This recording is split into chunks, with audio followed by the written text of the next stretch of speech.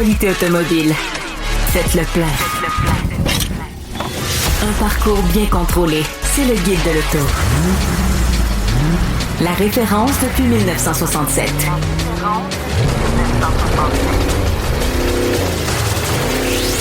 Le Guide de l'auto. Bonjour tout le monde, bienvenue au Guide de l'auto en compagnie de Louis-Philippe Dubé, Hugues Gonneau. Messieurs, bonjour. Bonjour. Salut Antoine. On doit vous le dire, au moment d'enregistrer, nous ne savons pas si le Canadien va remporter ce match du vendredi soir. Alors, si vous écoutez ça le samedi, ça se peut que vous soyez déprimé, comme ça se peut que vous soyez enthousiaste. On nous souhaite la meilleure des chances.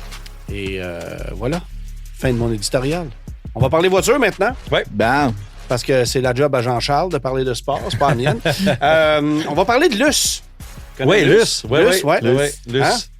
Quand j'ai vu Luce se pointer le bout du nez, je me suis d'abord dit qu'elle avait un bout du nez disgracieux, jusqu'à ce que je vois le reste de sa... De sa silhouette. De sa silhouette, Oui. Pour constater qu'elle était disgracieuse à la grandeur. Ouais. Et je crois que je n'ai pas été seul à constater que Luce était disgracieuse. Ouais, elle ne ressemble pas à une Ferrari. Hein? En fait... fallait préciser que oui, effectivement. C'est pas une Luce, parce que il n'y a rien d'italien dans ce qu'on voit dans cette robe-là. On s'attendait à... En fait, on s'attendait à rien parce qu'on s'attendait pas à ce que Ferrari dévoile une patente de ce genre-là. Mais le fait qu'on arrive avec une nomenclature comme celle-là, le fait qu'on arrive avec une voiture qui a l'air d'une mauvaise blague chinoise et qu'on nous dise que ça va se vendre près du $1 million canadien, c'est ça. Quelque chose à dire de plus, ça? Écoute, on peut parler du véhicule en tant que moi, tel. en fait, j'aimerais dire que je la trouve pas laide, mais je la trouve générique. Je la trouve générique, ce qui est peut-être la pire insulte qu'on puisse faire à une Ferrari. C'est un char qui aurait pu être dessiné par n'importe quel constructeur chinois. En fait, n'importe qui d'autre qu'un designer de chez Apple. Et quand tu regardes le profil, tu dirais une Nissan Leaf. Ben non, mais c'est ça. C'est que c'est... Non, c'est pas laid. C'est pas laid. C'est pas laid, mais tu peux pas mettre une étiquette Ferrari là-dessus. Non, voilà. C'est juste ça le problème. C'est un gros problème. Mais la nouvelle 849 Testarossa, c'est laid, mais c'est outrageusement violent et c'est du Ferrari pur et dur. Là, on est d'accord. Alors que ça peut être, tu peux mettre un logo Hyundai, Chevrolet. BYD, c'est ça, peu importe c'est Xiaomi, n'importe quoi. Vas-y, ça marche. Le design a été sous-traité, faut le mentionner. Johnny Ives, qui est un ancien designer de chez Apple, avait une grosse partie de responsabilité dans le design de la Luce. Et puis, évidemment, pour être capable d'intégrer toute la technologie qu'il voulait intégrer dedans, c'est-à-dire une grosse batterie de 122 kWh, 4 moteurs électriques, 1035 chevaux. Bon, quand on parle de chevaux avec des véhicules électriques, c'est plus vraiment impressionnant, mais c'est les 4 moteurs qui sont intéressants. Pour mettre ça dans un biplace, je ne sais pas si ça aurait un biplace ou c'est une 4 Non, c'est 4. Non, mais pour mettre ça si on avait mis ça dans un format biplace, ça aurait été peut-être complètement différent. C'est la première fois qu'on a un 5 places là, dans une Ferrari. C'est 4 portes qui ouvrent inversées. Quand on regarde la fiche de spécification, c'est très impressionnant, à part l'autonomie qui est à 450 km, mais on s'entend que on n'a pas... non, c'est 450 km selon le cycle de PA, c'est un petit peu plus haut pour le cycle européen. Mais la technologie qu'il y a dedans, juste les amortisseurs avec la composante électrique dedans qui sont adaptatifs entièrement, le fait que les 4 roues directionnelles en arrière, juste les moteurs électriques qu'on a développés. 4 roues directionnelles en arrière, ça c'est quand même exceptionnel. Les 4 roues, mais directionnelles en arrière. C'était la virgule qui était mal placée. OK. Fait que non, c'est ça, on a un véhicule qui est super avancé, qu'on a le meilleur de la technologie de Ferrari en termes qu'on est allé chercher dans l'hybridation, mais aussi dans les moteurs de Formule 1. C'est une stratégie qui est douteuse au niveau du look. C'est peut-être une stratégie juste pour dire qu'on fait ce véhicule-là, on se détache un peu du design parce que ça fonctionnera pas, puis on peut mettre la responsabilité sur quelqu'un d'autre. Puis on a fait un véhicule électrique, fait qu'on va arrêter de nous écœurer sur le fait qu'on... Puis on va pouvoir continuer à bûcher sur nos V12, nos V8, puis etc., etc. Ça peut être ça, là. Tu sais, il y a toutes sortes de de possibilités qui peuvent arriver après ce véhicule-là. Et puis, si ça se vend par le miracle du bon Dieu, on a une plateforme électrique qui peut accueillir toutes sortes d'autres véhicules après. Je pense que la discussion se fait pas au niveau de la plateforme et de la technologie parce que, je veux dire, ça va. Mais le problème, c'est que, un, le design est générique. Deux, les prestations sont pas exceptionnelles. Et il y a des berlines chinoises qui sont 600 000 $ de moins, qui font aussi bien, sinon mieux. Mm-hmm. Il est là le problème. Oui, mais il y a un logo Ferrari dessus. Voilà.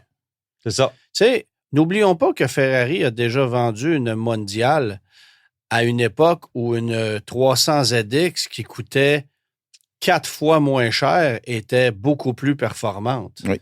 C'est pas comme si c'était d'hier, là, mais de pousser l'audace jusqu'à arriver d'abord avec une électrique, deuxièmement avec une berline, troisièmement avec une voiture qui ressemble pas à une Ferrari. Mm-hmm. Puis en plus de nous dire que ça va coûter 1 million canadien ou à peu près. Ouais, pas loin de 900 000 avant toutes les taxes. Ben, rajoute la taxe de luxe. C'est ça, on y est. On y est. C'est ça. Fait que tu sais, je fais comme bon. Ben, puis ça a été sur toutes les lèvres. Le moins qu'on puisse dire, c'est que ça a fait jaser. Tout le monde en a parlé. Tout le monde en a parlé. Ça a été le talk of the town en automobile. Ouais. Fait qu'il y a une victoire là pour faire. Ben, puis oublie pas que ça s'est fait la semaine du Grand Prix. Mm-hmm. Tu sais, je pense qu'on peut d'ailleurs bifurquer là-dessus. Le Grand Prix, il y a eu du monde, ça a fonctionné. Malgré le scepticisme, c'est du monde. Là, 360 000 spectateurs. C'est un record. Ah ouais. Puis les gens qui sont maintenant dans les gradins, qui sont dans les garages, qui sont en admission générale, c'est tous des nouveaux. C'est toute des nouvelles clientèles. Avant, tu sais, à cause de la série sur Netflix, Drive to Survive, etc., on a tous des nouveaux tripeux de la Formule 1. Évidemment, ça a été une course qui a été haute en rebondissement. Là, on a eu un peu de pluie, on a eu des stratégies de pneus qui ont changé. Moi, j'ai passé pas mal de temps là, dans les garages à regarder les équipes.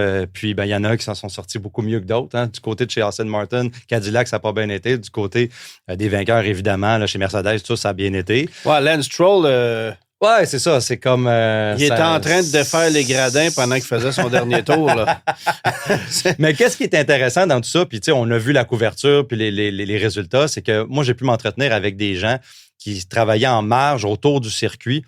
Et puis, pour me rendre sur le circuit, j'ai pris une navette. Et puis, la conductrice de la navette venait de Québec. Elle avait été appelée il y a 48 heures parce qu'ils ont manqué de monde pour conduire les navettes. Ils ont appelé son entreprise à elle pour engager une trolley de conducteurs, de chauffeurs de la Ville de Québec et à l'extérieur.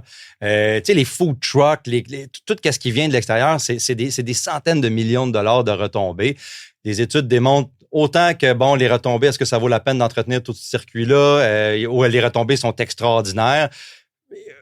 Ça peut pas être mauvais. Mais en même temps, c'est un week-end de rêve pour la ville de Montréal. Une fin de semaine par année et c'est de rêve. Là. Il y a ça, puis il y a eu le match en même temps. Il y a eu le match en même temps. Ça amène du monde. D'après moi, trouver une chambre d'hôtel, ça ne devait pas être évident. Ouais. Une très belle course à Montréal. L'an dernier, ça avait été très beau aussi. Cette année, ça avait été très beau aussi. Puis on a une entente jusqu'à 2035. Au minimum. Ce qui est quand même un peu fâchant là-dedans, c'est de constater que malgré l'absence de courses de soutien intéressantes, c'est ça qui arrive. Puis malgré le fait qu'on ait repoussé le départ à 16 heures, parce que il y avait aussi ce week-end-là, les 500 000 d'Indianapolis. Oui. Tu sais, malgré ça, ça a fonctionné. Oui, tous les 3 jours. Puis le spotlight a été mis sur le Grand Prix du Canada à fond de caisse, mais il faut quand même souligner un petit truc. Pendant ce temps-là, Raphaël Lessard gagnait une course de NASCAR du côté de l'Europe sur le circuit Paul Ricard. Il faut quand même le souligner parce que c'est tout un exploit pour notre petit gars du Québec de s'être rendu là-bas avec ses machines, son équipe, puis d'avoir triomphé sur un circuit exceptionnel que celui de Paul Ricard. Alors, puis à la fin, il a fait ses remerciements en français. C'était quand même cool. Là, pour, fait que voilà.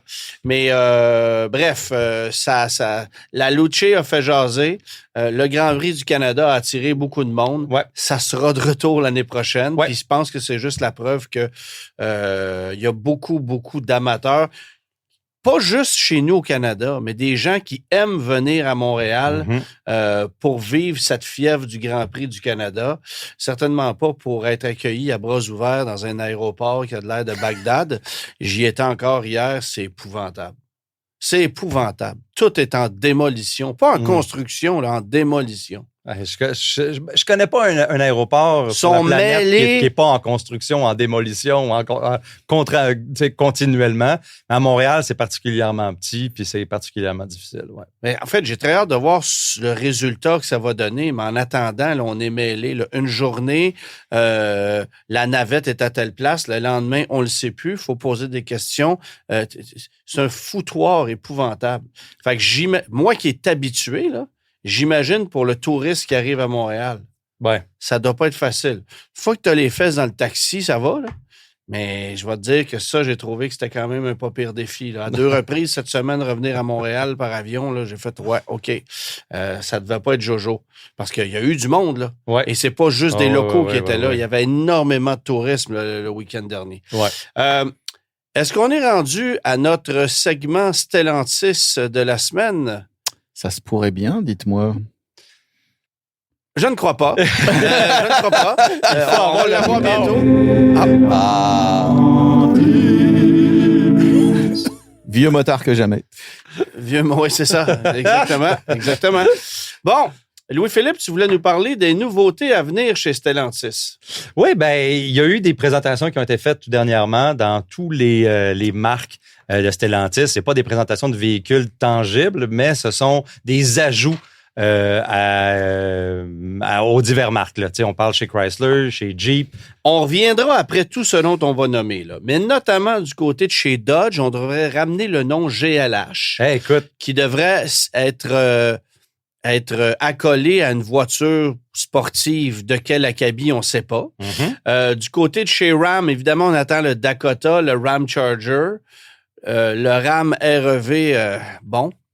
Chez Jeep, évidemment, le nom Scrambler résonne de plus en plus. Est-ce qu'on va créer une nouvelle camionnette ou une nouvelle génération de Wrangler avec une nouvelle camionnette qui en découle, qui s'appellerait Scrambler? Je pense que c'est ça le plan. Il y a le Rampage aussi. Rampage, absolument. Petite camionnette qu'on devrait venir commercialiser, qui rivaliserait en quelque sorte avec le Maverick. Tout à fait. Et du côté de chez Chrysler, le nom Airflow résonne encore, bien qu'on nous présente un concept, ça fait maintenant 5 ans. Ouais, et le nom Arrow reviendrait aussi. Mais as-tu remarqué une chose dans mon énoncé? Tout ce que je te dis, c'est au conditionnel. Parce que ce qui me fascine chez Stellantis, c'est que tout ce qu'on dit qu'on va faire, on le fait pas. Puis ce qu'on ne dit pas, on te le dompe en plein visage du jour au lendemain. Par exemple... Je sens une légère frustration, je sais pas pourquoi. Non, mais par exemple, on est arrivé avec un Ram Rumblebee avec un 392 MI ou avec un moteur de 777 HP que personne n'a demandé. Et je dis pas que c'est pas cool, mais... Il n'y avait aucun plan de match. Tu as vraiment l'impression qu'ils ont développé ça durant quelques jours fériés. Puis ça a donné le résultat qu'il y a là. On a pris un Ram 1500, on a un petit bois de ratchet. C'est le fun. Là. C'est un produit intéressant. C'est une opération qui est 1000 fois plus réussie que ce qu'a fait, mettons, Ford avec le Lobo, qui est une mauvaise blague. Je pense que ça... Puis il y a quand même un certain travail dans la mesure où c'est une configuration de carrosserie qui est unique. Donc, cabine quad, caisse courte, ça n'existe pas. Ils l'ont fait pour ce modèle-là. C'est fait pour les modèles sportifs. Mais le Ram REV, dont on nous parle depuis la nuit des temps, ça fait, hein. Lui, il n'y arrivera jamais. Là. Faut arrêter de vous mettre la tête dans le sable. Ça n'arrivera pas. T'sais, ça serait très triste. Le Jeep Recon, ça fait 2 années de suite qu'on nous présente au Salon de l'Auto. Est-ce qu'on va le fabriquer? Considérant là, que le Wagoneer S, on a tiré la plug, il est supposé revenir en 2027, mais ça, c'est encore des points d'interrogation. Considérant que la Charger Daytona, on a cessé sa production, on va-tu remettre sur le marché un nouveau véhicule électrique de 90 000 $ que personne n'a demandé? Écoute, ça coûte rien à Stellantis de faire des images avec des véhicules qui ont des toiles dessus pour réconforter les banquiers et les actionnaires pour le moment, puis dire, on est jusqu'en 2030, 2035, on va faire ça, on va faire ça. Pour le moment, les moyens qu'on a, c'est de prendre des Ram 1500 comme ça puis de mettre des gros moteurs de TRX dedans, puis des gros moteurs à 777 chevaux. On est capable de faire ça, on est capable de faire ça rapidement. Puis tout ce qui va arriver après, ben ça peut changer, c'est pas grave, on peut l'annoncer et le changer plus tard. Ouais, mais regarde, il faut qu'il y ait un lien de confiance qui se fasse. Le problème, c'est que ça fait 15 ans qu'ils font ça. Et que les banquiers, à un moment, vont finir par dire on n'est pas dupes. Et ceux qui vont gueuler, c'est quand même les concessionnaires. Et c'est les clients à la fin, quoi. Tu sais, t'es un concessionnaire, là. Puis là, tu te dis, OK, finalement, ils viennent de sortir un Cherokee hybride. Ça va faire rentrer un peu de monde. Bon, il reste à travailler les plans de financement de location, mais au moins, on a quelque chose pour se partir. Ça va. Et là, on t'annonce qu'on lance un RAM avec un V8 de 700 forces.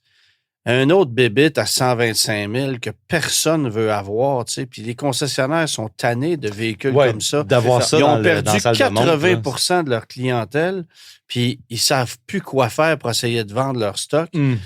Ça prend des Cherokee hybrides, là. Ça prend des véhicules de consommateurs, pas des monstres de performance. Puis, tu sais, est-ce que la GLH, ça va être une petite voiture compacte venue d'Europe qu'on va rebaptiser à la sauce américaine? J'ai de sérieux doutes. Tu sais, on n'a aucune idée de quoi il s'agit, là. Mais, tu sais, déjà, là, on constate que la Charger 6-pack, 4-pack à 85 000 $, ça se bat pas aux portes pour en acheter, là.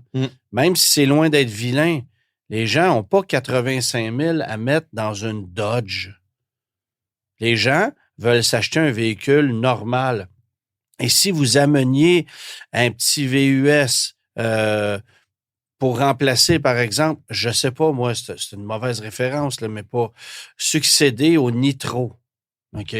Ben, OK. Là, il y aurait de la clientèle. T'es beaucoup plus dans le cœur du marché. Il n'y a aucun doute. Là, tu aurais de la clientèle. Reste à pour finir ta référence au Nitro, reste à réussir le véhicule, mais t'es effectivement dans le cœur du marché. On est d'accord. Et surtout du volume. C'est ça, tu sais, du volume pour que ça roule puis qu'on sorte des unités. Tu sais, le Cherokee, c'est une bonne idée. Exploitez-la.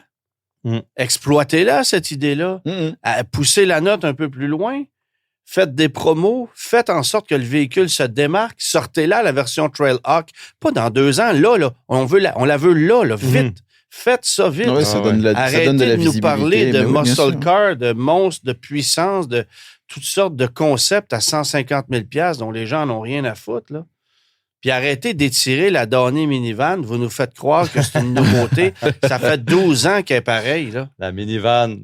Mais il y a un point que je voudrais faire aussi, c'est que dans ce plan-là, il y a des marques qui ont été déclarées globales et des marques qui ont été déclarées locales. Et ça, c'est important de le dire parce que les marques globales vont recevoir l'essentiel des investissements et les marques dites locales... C'est Jeep, Ram, Peugeot et Fiat. Et Fiat, c'est ça.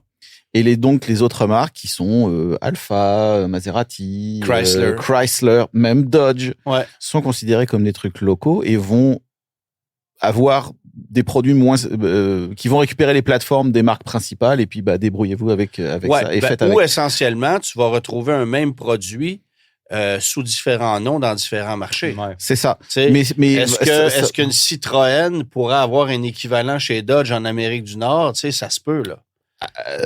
Ça m'étonnerait beaucoup, mais techniquement, ça se peut. C'est ça.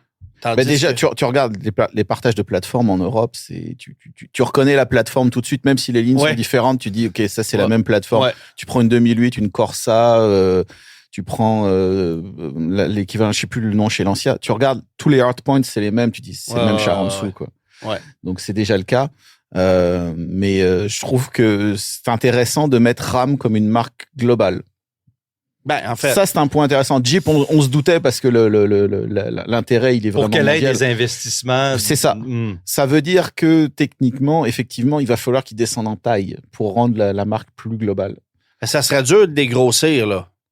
Je veux dire, on s'entend dessus. À un moment donné, les limites, là, un RAM méga cab, à un moment donné. Mais c'est pour dire, il y a potentiellement des trucs intéressants qui s'en viennent chez RAM. Absolument. En tout cas, à suivre. Mais reste à voir si les babines vont suivre les bottines. Parce qu'on a beau avoir bien des belles intentions, encore faut-il que ça se concrétise. Et jusqu'à date, il y a beaucoup de choses qu'on nous a annoncées qui ne sont pas arrivées et qui n'arriveront pas. C'est ça le constat qu'on en fait.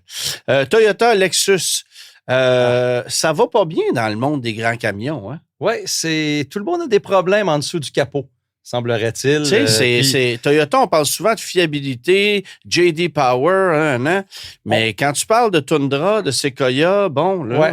Tu sais, le Tundra, ces camions-là, ils ont des cycles de vie tellement longs. On parlait toujours de la loyauté des acheteurs du côté du Tundra. Puis quand on est arrivé avec le moteur biturbo, on s'est dit, ça a pris tout ce temps-là pour le développer. C'est sûr qu'il va être bon. Au début, ça a bien été. Il n'y avait pas trop de problèmes, etc. Mais là, on commence à avoir des rappels et des problèmes de débris d'usinage dans les moteurs. Et les problèmes de débris d'usinage, ce sont des problèmes aléatoires qui peuvent être arrivés un peu n'importe où dans le moteur parce que l'huile, c'est comme un peu le liquide lymphatique là, d'une personne, là, si on veut. Donc, un débris d'usinage dans le carter va se retrouver dans les arbres à cames, dans la tête de culasse, dans les pompes, etc.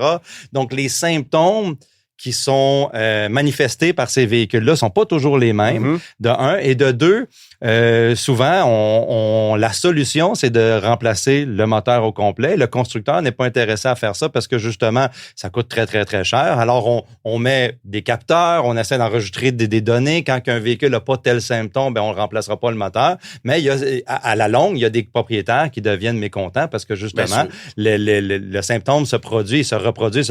Et quand on vient chez le concessionnaire, c'est ça. Alors, ça fait beaucoup de mal à une marque comme Toyota qui est reconnue là, pour la fiabilité de ses motorisations. Puis, personne n'est parfait. Puis, non, exactement. Toyota a passé à travers d'autres crises mais aussi. Ce qui m'étonne un petit peu plus, puis c'est vraiment, c'est pas pour taper sur Toyota, mais c'est la deuxième campagne de rappel pour le même problème. Et ça, c'est pas typique vraiment de c'est ça qui arrive quand on engage du staff chez Ford. Mais écoute, la raison pour laquelle... C'est pour dire, c'est pas vraiment typique de la marque. En général... La raison pour laquelle ça arrive, c'est qu'on prend statistiquement combien de véhicules avec ce moteur-là, le problème est arrivé. OK, on va créer le rappel, mais le moteur est dans ces véhicules-là, mais on n'a pas vu beaucoup de problèmes. Fait qu'on rappellera pas ceux-là, ces années-là, etc. Mais on sait très bien, c'est le même moteur, puis c'est la même ligne d'assemblage, puis tout ça, puis ça peut arriver. Puis il y en a des propriétaires de Tundra auxquels il n'y en a pas. Il n'y a aucun problème, aucun débris, quoi que ce soit. Donc, c'est ça, on y va bout par bout. Et on a vu ça dans l'industrie avec les moteurs Hyundai, par exemple, les coussinets de Villebrequin, les bearings de rod, là, pour utiliser le terme francophone, qui s'effritaient puis qui se ramassaient dans le moteur. Et puis, on n'a pas fait un rappel avant un bon bout de temps. On a mis des sondes, des capteurs. On disait, change l'huile, puis voir peut-être si on change l'huile, ça va arrêter. Je comprends le constructeur parce que remplacer des moteurs, c'est très coûteux. Mais à la fin, il faut faire attention de ne pas effriter la loyauté de ses clients. Non, mais je pense que Toyota a un petit peu traîné de la patte, mais bon, ça y est, c'est parti, ils y vont. C'est ça. Chez Volkswagen, maintenant, le niveau de passion vient encore de prendre un coup avec la disparition de la dernière boîte manuelle encore offerte sur la Jetta GLI. Celle-ci ne revient pas en 2027. Écoute, il n'y a pas grand-chose à dire sur cette nouvelle-là. C'est... Pouette, comme les autres. C'est vrai. C'était, tu sais, la boîte manuelle, on se le dit, on se l'est dit dans le passé, on va se le redire encore. C'est pas viable pour un constructeur de continuer à les faire. Il n'y a pas assez de produits qui les utilisent. On nous dit tout le temps, il y a seulement le take rate, là, c'est 10% de la GLI, c'est quand même un peu plus élevé, mais. Un peu plus élevé, mais du côté, tu sais, pour les autres boîtes manuelles. Donc, en ces temps de rigueur financière, surtout par exemple chez Volkswagen, on peut pas se permettre d'avoir des petits plaisirs comme ça. Non, puis faudrait surtout pas avoir de fun chez Volkswagen. Non, puis même de toute façon, face aux législations de plusieurs pays où vraiment, chaque gramme de CO2 émis contre. Oui, mais ça, c'est du côté de l'Europe. Là, on n'est pas en Europe. Oui, mais si la Jetta, c'est une voiture nord-américaine. J'entends bien, mais à un moment, continuer à produire une boîte pour un pays, pour un secteur, un marché, pour un seul marché, aussi grand soit-il, à un moment, il y a aussi une réalité économique derrière. Et puis, j'ai pas vu la provenance de cette boîte-là plus spécifiquement, mais elle est peut-être faite ailleurs parce que la situation des tarifs a affecté cette ligne d'assemblage-là. Donc, ça valait plus la peine financièrement. Comme tu l'as dit, il y a toutes sortes de facteurs. Ouais. Bon, Lotus Vous savez à quel point j'aime la Emira. C'est vraiment une voiture que je considère sous-estimée, méconnue. Ben là, on lance une version 420 Sport, plus puissante, plus légère aussi. Bon, on perd évidemment le V6, la boîte manuelle. Là, c'est une combinaison mécanique qui me parle un peu moins. Ouais. Mais côté performance, ça risque d'être quand même intéressant. Écoute, c'est quoi la citation chez Lotus? C'est Light is right. Ouais, light is right, ou bien simplify and add lightness. Exactement. Alors, c'est ce qu'on fait de le mieux chez Lotus. Ben, on ne l'a pas fait avec le Electré, là. Non. Ouais, mais c'est pas simplify and add lightness.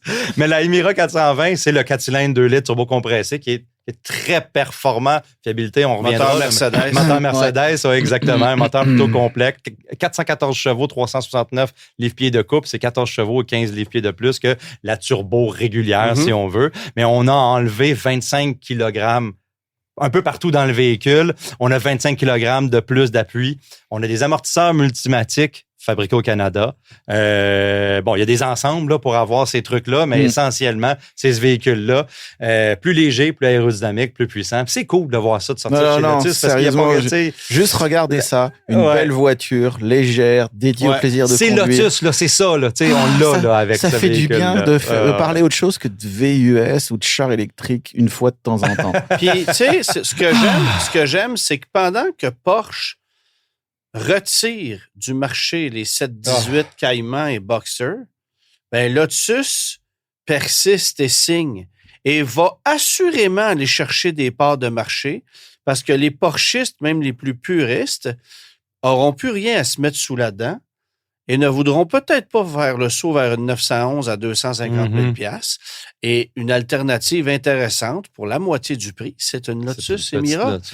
C'est 125 000. Vous allez dire, c'est quand même encore beaucoup d'argent, mais c'est une sacrée machine pour ce que tu paies dans le monde de la performance à la limite de l'exotisme. Là. Et ça se distingue beaucoup. C'est différent. Quand tu achètes ça, puis tu arrives à... Il n'y en a pas tant que ça. Quand des Cayman puis des Boxster, bon, OK, oui, mais il y en a. Mais un truc qui m'impressionne, je veux le souligner parce qu'il faut quand même en parler, c'est pas une voiture qui va être nécessairement très facile à vendre sur le marché d'occasion, mais malgré tout, c'est une voiture qui va garder une bonne valeur. Comment expliquer ça? C'est, bon, tu as un petit bassin d'acheteurs pour des produits comme ça, mais les gens comprennent que si tu en veux une neuve, ben, tu vas payer 125, 130, 135, plus les taxes, plus les frais, plus tout ça. Alors, le modèle qui est légèrement usagé, qui a 15, 20, 25 000 km, ben, il n'a pas perdu 50 % de la valeur, il en a peut-être perdu 15. Parce qu'il n'y en a pas beaucoup. Puis c'est ça, le choix est assez restreint. Alors, c'est intéressant de constater que ces voitures-là gardent une bonne valeur, comme c'est le cas aussi avec une Cayman Boxster. Là. Mais dans ce créneau de véhicules-là, où il y a peu d'offres, ben c'est vraiment, vraiment un beau constat. Fait que je pense que Lotus est en train de vraiment regagner ses lettres de noblesse. Là. Puis je te parle même pas du Electré, là, qui est une autre dimension de marché complètement. Mais ça, je trouve ça intéressant. Pajero, là, ça commence à se concrétiser chez Mitsubishi. Oui, on a ramené, on a une photo là, que Mitsubishi a publiée durant une rencontre avec les actionnaires. Et puis, on veut ramener Pajero qui était commercialisé chez nous sous le nom de Montero, vous vous rappelez de cet utilitaire-là. Ben là, on veut ramener ça. Ça va être un utilitaire, évidemment, sur châssis en échelle pour rivaliser avec tous les utilitaires robustes. Bon, les Xterra, Forerunner, Bronco, exactement. Bâti sur le châssis de la petite camionnette Triton qui est commercialisée ailleurs dans le monde. On n'a pas de confirmation que ça va être commercialisé ici sous le nom de Montero ou pas, ou oui ou non. Le marché nord-américain, c'est trop intéressant pour pas que ça le soit. Là. Fait que, puis Montero, on l'a non ici en Amérique du Nord. On va avoir également une camionnette intermédiaire qui va être assemblée éventuellement en même temps que la nouvelle génération du Nissan Frontier. On n'a pas le nom de ce véhicule-là à date, mais il y a des petites affaires qui se trament chez Mitsubishi, puis ça va faire du bien. On pourrait ramener le nom Raider, par exemple. On pourrait ramener le nom de la camionnette Raider, qui serait cette camionnette-là serait l'héritière spirituelle, là, si on veut. Là, en fait, ce qui est assez particulier, c'est que si on recule un peu plus loin, on vendait la camionnette Mitsubishi aux États-Unis sous le nom de Mighty Max. Au Canada, on est arrivé ici avec le Ram 50 et le Raider, c'était un Dodge Raider qui était essentiellement un Mitsubishi Montero ou un Pajero du côté de l'Europe. Le nom Raider a été récupéré par Mitsubishi en 2005, alors que Mitsubishi commercialisait à cette époque-là un clone du Dodge Dakota, qu'on appelait Mitsubishi Raider, mais juste aux États-Unis. Est-ce que le constructeur Mitsubishi a encore la main mise sur cette nomenclature-là? C'est la question, mais les rumeurs sont fortes à cet effet-là. À suivre, on verra. Oui, il y a une panoplie d'autres modèles aussi, là, mais on ne nous a pas donné plus d'informations que ça. Mais ça, c'est intéressant parce que c'est quelque chose qui a de l'impact. Là. Je vais prendre quelques instants maintenant pour vous montrer des images auxquelles j'ai pu assister hier. En fait, j'étais du côté de Rookersville, en Virginie, là où se trouvent les studios de l'IIHS. Donc, un endroit, évidemment, où on fait des tests de collision multiples. De véhicules de grande série, là, vous ne verrez pas de crash test de Bentley Bentayga ou de Lotus Emira, ça n'arrivera pas. On fait des crash tests de véhicules de grande série.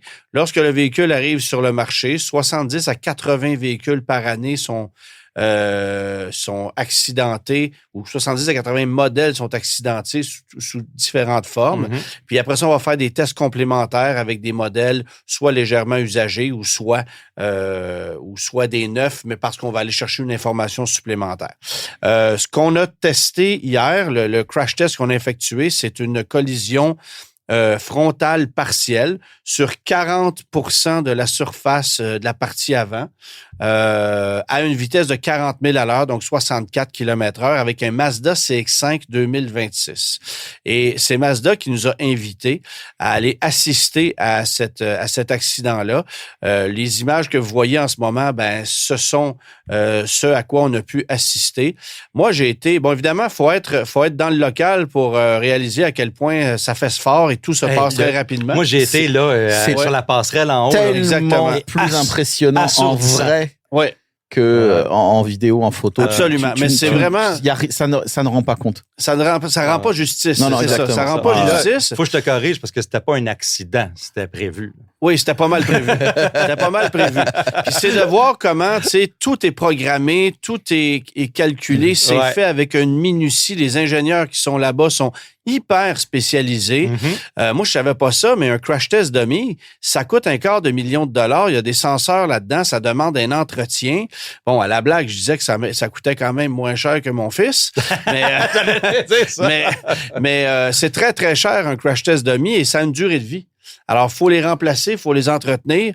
Et c'est à l'IIHS l'élément qui coûte le plus cher en entretien et en développement et en achat. Le plus gros budget est mis sur ces crash tests dummy-là à chaque année.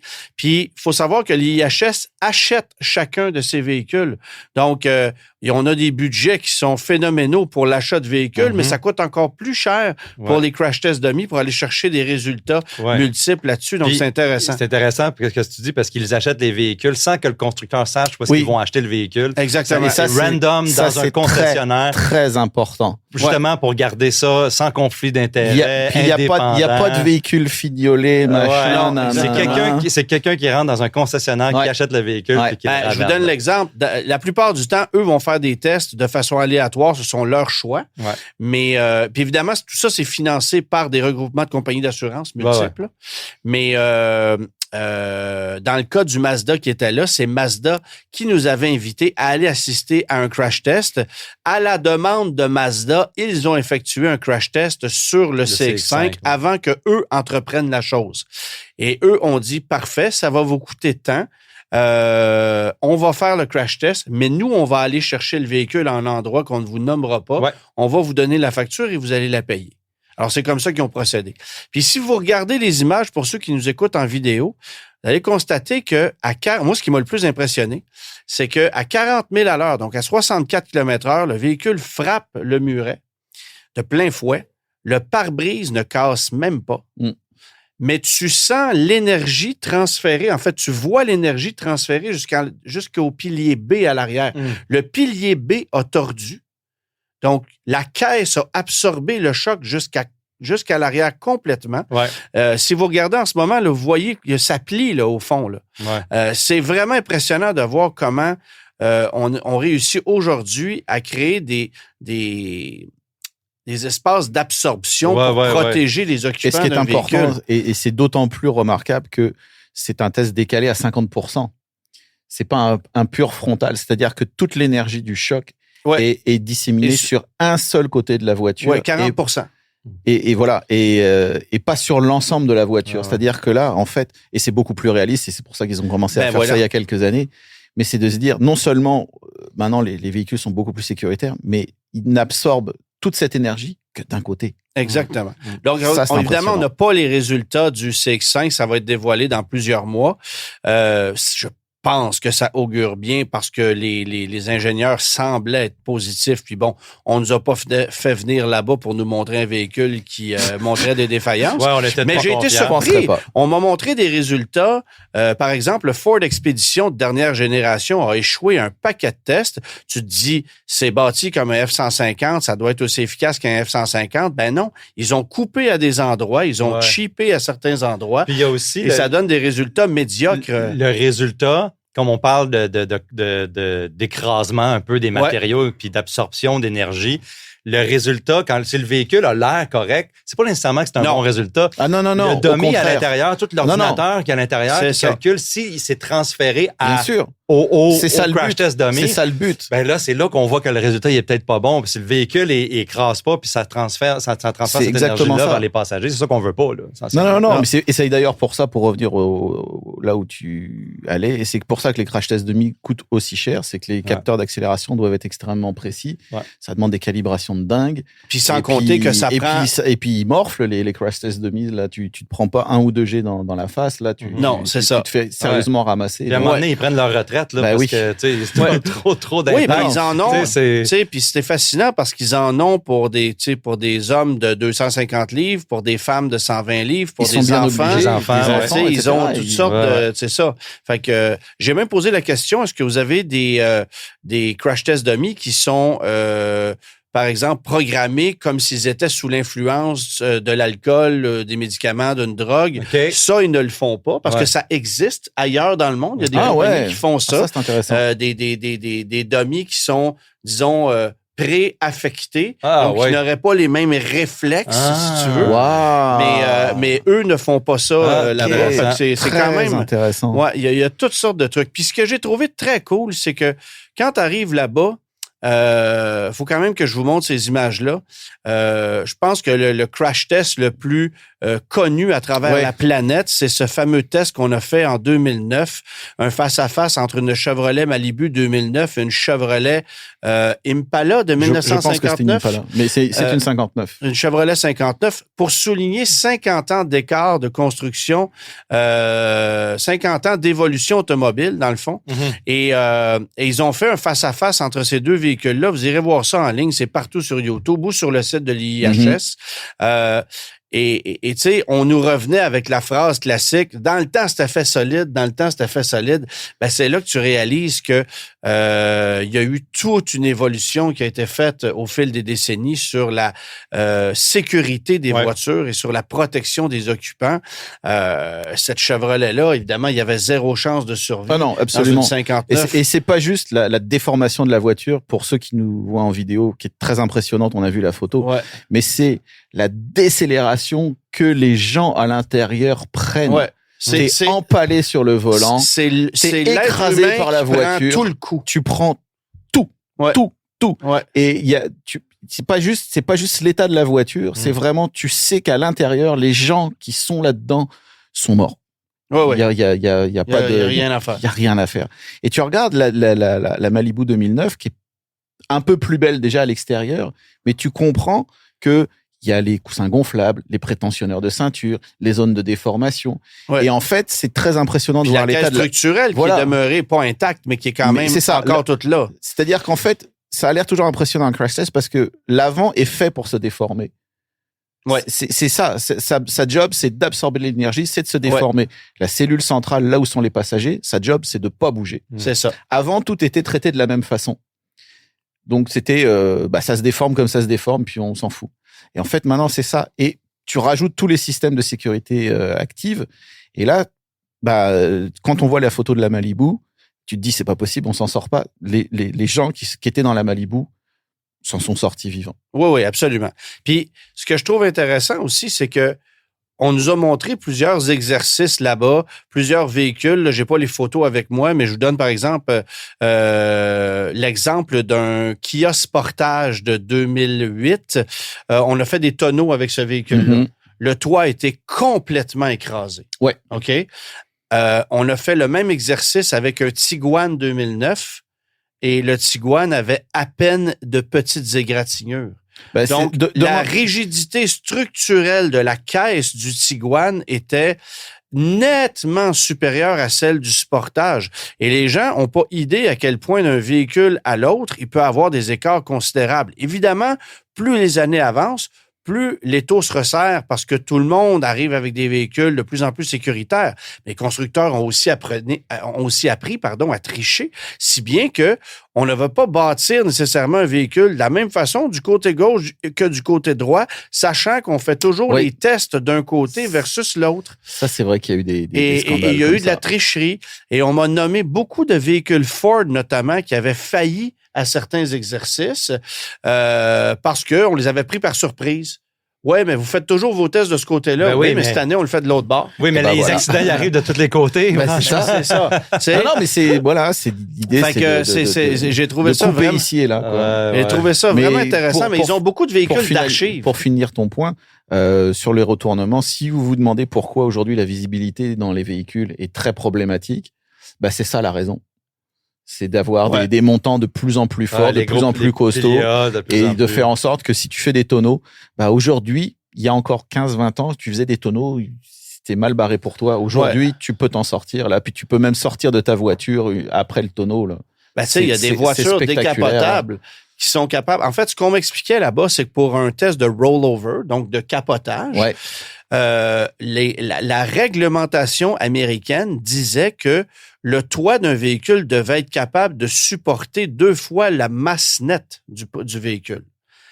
Ce qu'on s'est rendu compte à l'IIHS, c'est que c'était pas suffisant parce que, tout dépendant de la situation, un poids 2 fois supérieur, en fait, un toit capable de supporter 2 fois le poids du véhicule pouvait s'affaisser très sérieusement. Oui, avec l'accélération qui donne... Voilà. Ce que le Tiguan 2009, qui est là-bas en exposition, démontrait, c'est que ce véhicule-là avait été conçu pour être capable de prendre 4,5 fois son poids au niveau du toit. Donc, c'est Volkswagen qui l'a conçu comme ça sans même qu'on leur demande. Et c'est le jour et la nuit. Donc, aujourd'hui, pour qu'un véhicule passe le test à l'IIHS, il faut qu'il soit capable de supporter 4 fois son poids. Wow. Mais à l'époque, les normes américaines, c'était 2 fois.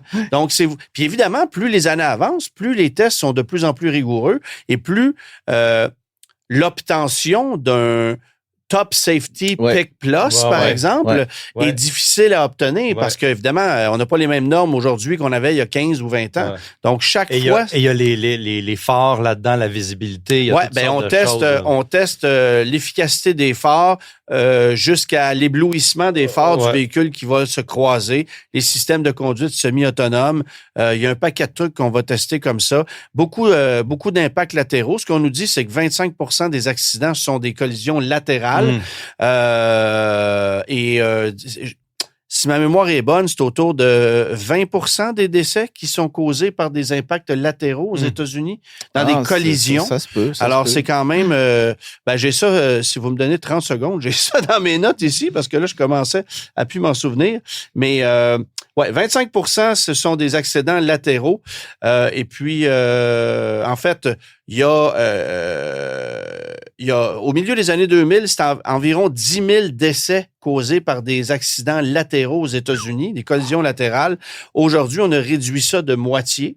Alors, mais il y a encore 40 000 décès sur les routes américaines à chaque année. Je parle évidemment juste des États-Unis, mais ça donne une idée à quel point on n'est pas sorti du bois et qu'il y a encore beaucoup d'améliorations à faire. Fait que c'est vraiment une expérience intéressante d'aller voir ça.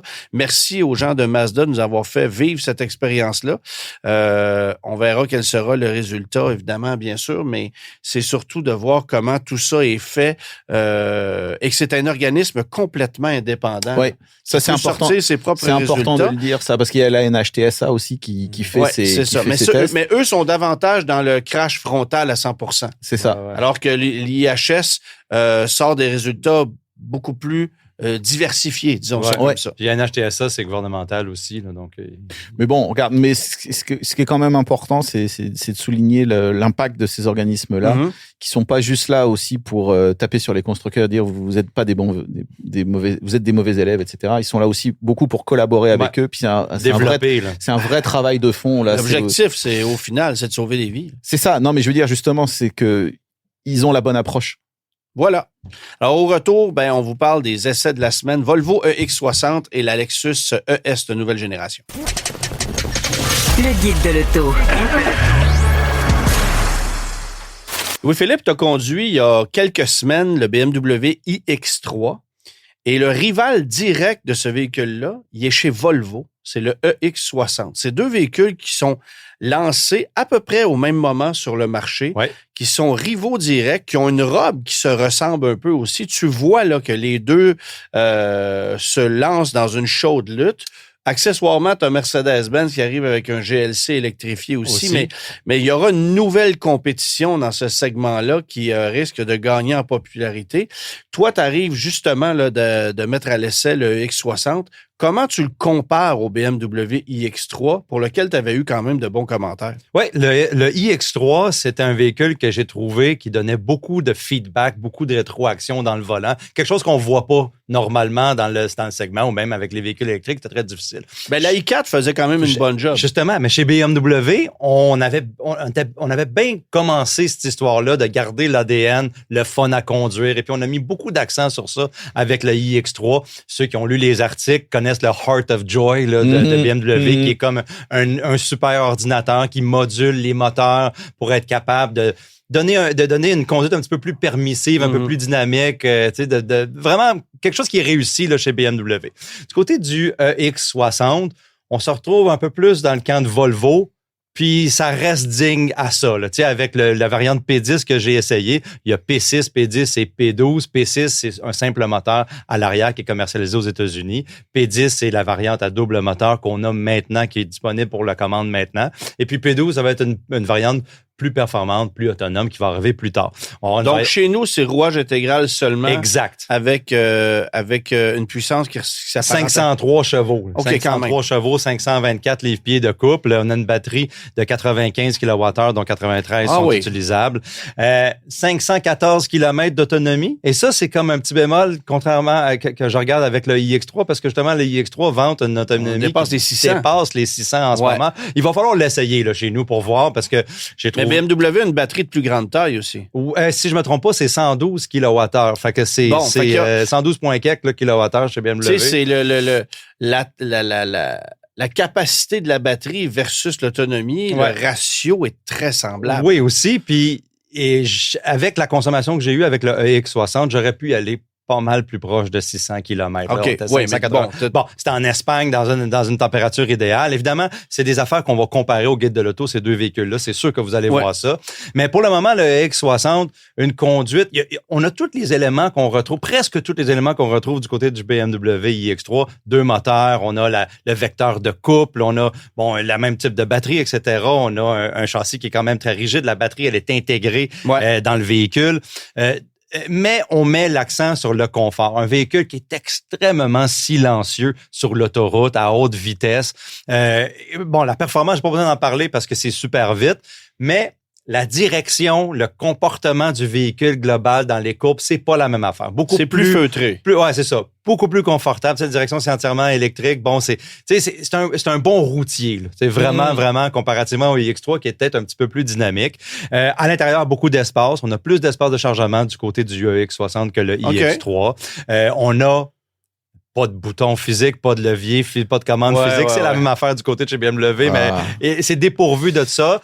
Sauf qu'on a un nouvel écran qui est de 15 pouces, qui est placé de manière horizontale. Ça, c'est différent qu'on est habitué chez Volvo normalement avec l'espèce d'écran vertical.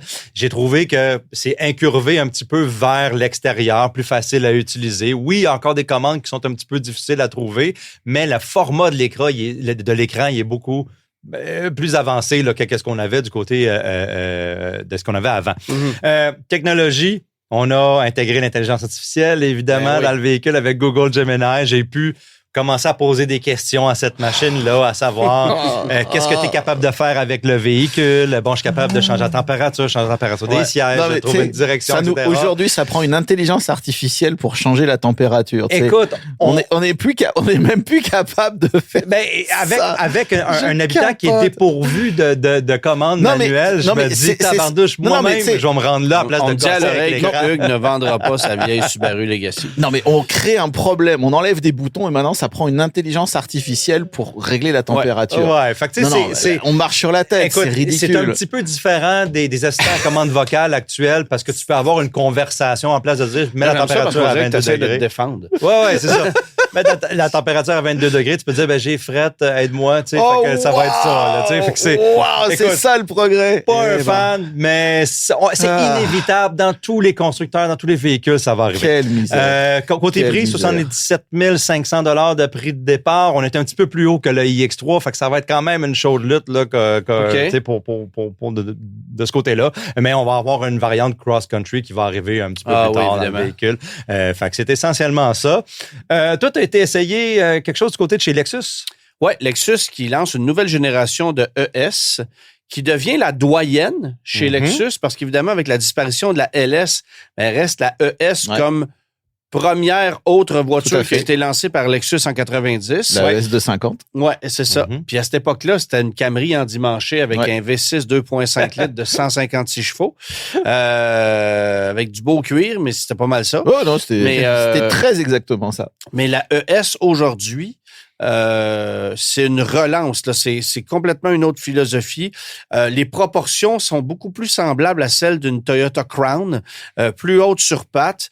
Ce que les acheteurs vont aimer parce que la position de conduite est surélevée et donc tu n'as pas l'intention de te glisser dedans ou de faire un effort physique, de descendre dans la carrosserie. Tu t'assois tout naturellement. Énormément d'espace, énormément de confort. C'est pas dur, là. Retenez que cette voiture-là, elle est confortable à tous les niveaux. Confortable en termes de siège, de suspension, d'insonorisation, d'aménagement intérieur parce qu'on a une nouvelle interface multimédia plus efficace. C'est le confort. C'est du Lexus, là. Partout. Oui. Exactement. Après ça, il y a différentes variantes techniques. Tu peux avoir une ES350H hybride. Au Canada, elles sont toutes à 4 roues motrices. Aux États-Unis, il y a des variantes à traction. Mais c'est 244 chevaux. Grosso modo, c'est 236 dans une Crown, 244 dans une ES350. Où est la différence? C'est pas mal... La différence, elle est dans le fait que chez Lexus, on utilise du super. Et chez Toyota, on utilise l'ordinaire. Fait que on nous a dit qu'il y avait une évolution dans la mécanique. Puis oui, il y a des petits changements, mais en vérité, bon, on comprend que la puissance est quasi la même dans les deux cas. Ça roule à 5,3 litres au 100 en moyenne combinée en 4 roues motrices, malgré le fait que c'est une voiture qui est quand même... C'est quelque chose. Ça. Et je vous dirais que l'hybride, je pense, va séduire plus de gens parce que c'est une formule vraiment idéale. Après ça, tu peux tomber dans l'électrique, soit en traction, soit en 4 roues motrices. En traction, tu as 221 chevaux, ce qui pour une voiture de cette taille-là n'est pas très rapide. C'est 8 secondes pour le 0-100. Donc, ça risque de décevoir quelques personnes, mais en accélération initiale, il y a de la puissance en masse quand même. Et là, tu es à 481 km d'autonomie. On se garoche pas sur les murs, là. C'est pas, on bat pas de record. Mais si tu prends un modèle 4 roues motrices, là, tu gagnes 100 quelques chevaux, tu tombes à 337 ou 338 chevaux. Évidemment, tu as 2 moteurs électriques, mais tu vas perdre autour de 40 km d'autonomie. Donc, c'est un élément qui est considérable. Si vous voyez les images actuellement, celles de la planche de bord, il y a quand même cet écran qu'on a moulé à l'intérieur du poste de conduite. C'est assez particulier. Ça a l'air d'un race pack, là, quelque chose qu'on verrait dans un char de course. Mais le reste est en espèce de suédine. Tout ce qui ceinture l'écran est en suédine. Okay. Imaginez-vous le plaisir d'épousseter ça. Ça va être l'enfer. Ça, clairement, les ingénieurs n'ont pas pensé à ça. Ça va prendre un rouleau pour les poils de chien. C'est ça. La petite brosse, là, c'est ça.